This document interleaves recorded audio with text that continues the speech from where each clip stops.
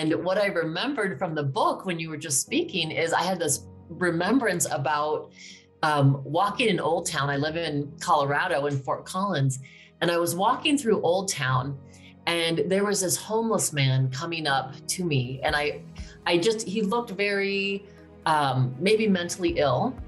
And so I noticed that I was walking a little stiffer, and I kind of caught my breath. And when we ended up passing, he looked at me. And so I just said hello and greeted him. And I thought, I need to be in my heart. I need to be in my heart. And he was and again, like you said, not expecting anything in return. And he just said, "You look really beautiful today." And then didn't stay, didn't want anything from me. He just kept going. And so I was like, oh my gosh, he gifted me, and how simple it is for us to gift others. And so there really is, I love random acts of kindness. I used to lead a random acts of kindness group for a few years, a women's group. And that's what I think is really essential that we do. And so I talk about it now in my new book. You said, now how does it go to your next book? So the next book is Becoming Fierce. And I feel like that is what these times are calling for. And fierce, not in, of course, any kind of aggressive way or anything, negative or anything like that, but it's really this powerful, strong, heartfelt intensity. I love that part of the definition of fierce is fiery, right? So that's when those sparks ignite, we have that fiery energy. And so it's taking that and then doing some of the next steps so that we're living this spark, so that we're really becoming like this fierce fire, if you will, in the world. And so I love this. I took this from the movie, The Moses Code.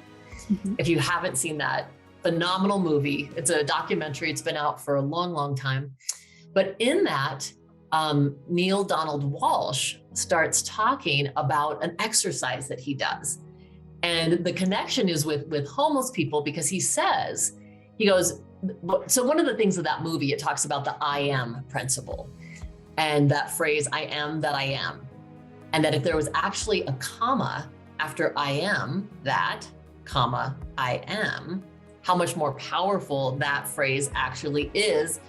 Because his exercise that he did is going around wherever he goes.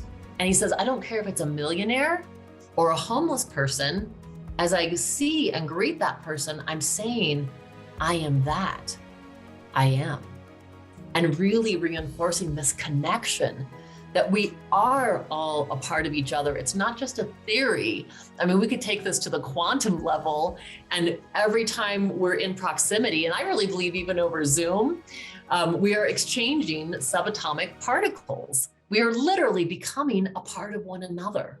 Yes. And we know all the research on energy and thoughts, and it's measurable. So it's not just these theories that we truly are connected. We're like the mycelium, in mushrooms. And if you've ever seen, the Fantastic Fungi movie, that's part of what they show, like these mycelium, the way that they connect, it looks like our brain tissue. It looks like all those synapses and neurons. And it's just amazing how we're all interconnected in that way. And with all of the research HeartMath is doing to show the same happens with the neurons of the heart. And now that we're researching the gut and the neurons that are happening and going on there, who knows how many levels we can get done. It's really amazing. It is. It's so exciting to me, because we used to think, oh, I just have a brain here. And like each one of our cells is a brain, and we do have these big centers where there's more neurons in our heart, I think I've heard, than even in our brain. So yeah,